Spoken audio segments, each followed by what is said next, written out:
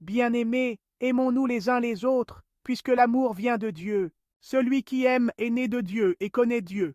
Celui qui n'aime pas n'a pas connu Dieu, car Dieu est amour. Voici comment l'amour de Dieu s'est manifesté parmi nous.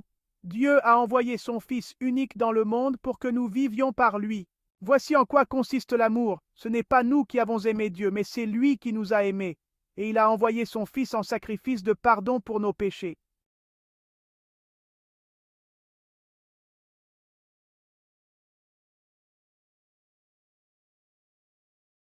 En ce temps-là, Jésus vit une grande foule. Il fut saisi de compassion envers eux, parce qu'ils étaient comme des brebis sans berger. Alors, il se mit à les enseigner longuement.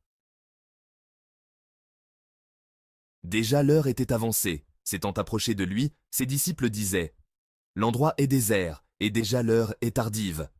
Renvoie-les, qu'ils aillent dans les campagnes et les villages des environs s'acheter de quoi manger. »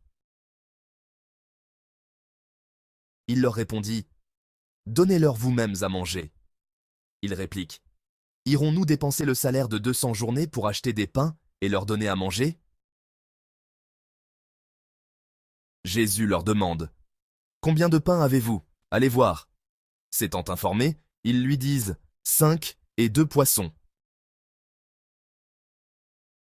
Il leur ordonna de les faire tous asseoir par groupes sur l'herbe verte. Ils se disposèrent par carrés de 100 et de 50. Jésus prit les 5 pains et les 2 poissons, et, levant les yeux au ciel, il prononça la bénédiction et rompit les pains. Il les donnait aux disciples pour qu'ils les distribuent à la foule. Il partagea aussi les 2 poissons entre eux tous. Ils mangèrent tous et ils furent rassasiés. Et l'on ramassa les morceaux de pain qui restaient, de quoi remplir 12 paniers, ainsi que les restes des poissons. Ceux qui avaient mangé les pains étaient au nombre de 5000 hommes.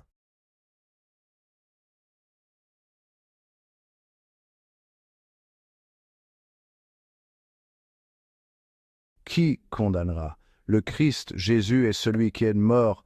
Que dis-je? Il est ressuscité. Il est à la droite de Dieu. Il intercède pour nous. Ces paroles puissantes de saint Paul nous assurent que Jésus est toujours avec nous, même après son ascension au ciel. Mais comment? Jésus a promis d'être avec nous toujours, jusqu'à la fin des temps. Il accomplit cette promesse de diverses manières. Nous le rencontrons dans les Écritures, lorsque nous entendons sa parole proclamée. Nous le trouvons dans la prière, lorsque nous lui ouvrons nos cœurs. L'Église, le corps du Christ, est une autre belle expression de sa présence. Lorsque nous nous réunissons en tant que communauté de croyants, Jésus est présent parmi nous. Mais il existe une présence unique, qui se trouve au cœur même de la foi catholique, l'Eucharistie. L'Eucharistie est la source et le sommet de la vie chrétienne. C'est le sacrement des sacrements, où le Christ s'offre à nous d'une manière unique et intime. Lors de la dernière scène, Jésus prit le pain, rendit grâce, le rompit et le donna à ses disciples en disant « Ceci est mon corps, donné pour vous ». De même, il prit la coupe en disant « Cette coupe est la nouvelle alliance en mon sang, versée pour vous ».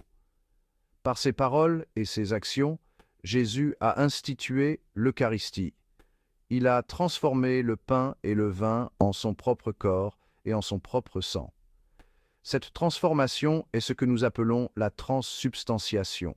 La substance du pain et du vin est changée. Ce qui reste, ce sont les apparences, l'apparence, le goût, la texture du pain et du vin. Mais la réalité, c'est le Christ lui-même. Ce n'est pas seulement une histoire ou un symbole, c'est la vérité de notre foi. Dans l'Eucharistie, nous ne recevons pas seulement un symbole du Christ, mais le Christ lui-même. L'Église a toujours chéri et gardé la croyance en la présence réelle. Le Concile de Trente, au XVIe siècle, a réaffirmé cette vérité contre ceux qui la niaient. Les pères conciliaires ont déclaré que l'Eucharistie est vraiment, réellement et substantiellement le corps et le sang du Christ. Des siècles plus tard, le Concile Vatican II a encore souligné le caractère central de l'Eucharistie dans la vie de l'Église. Il a appelé l'Eucharistie la source et le sommet de la vie chrétienne. Ces enseignements soulignent l'importance que l'Église accorde à l'Eucharistie. L'Eucharistie n'est pas seulement un beau rituel, c'est le cœur même de notre foi, c'est la source de notre vie en Christ. Cinquième partie, notre pain quotidien, l'Eucharistie dans la vie et le culte. L'Eucharistie n'est pas confinée aux murs d'une église, elle est destinée à transformer nos vies. Tout comme nous avons besoin de nourriture physique pour nourrir nos corps, nous avons besoin de l'Eucharistie, notre nourriture spirituelle, pour nourrir nos âmes. L'Eucharistie nous fortifie dans nos luttes quotidiennes, nous donne de l'espoir dans les moments de désespoir et approfondit notre union avec le Christ. En le recevant dans la Sainte Communion, nous sommes unis à lui plus étroitement et nous sommes envoyés pour vivre son amour dans le monde. L'Eucharistie est le cœur de la foi catholique. Elle est la source et le sommet de nos vies. C'est la présence réelle de Jésus-Christ qui se donne à nous, afin que nous ayons la vie et que nous l'ayons en abondance.